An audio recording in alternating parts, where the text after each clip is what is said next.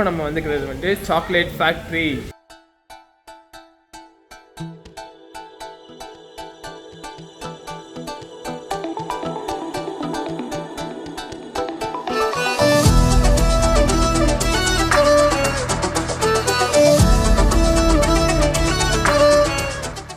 இடம் பேர் வந்துட்டு கிதா டெல்லி சாக்லேட் ஹவுஸ்.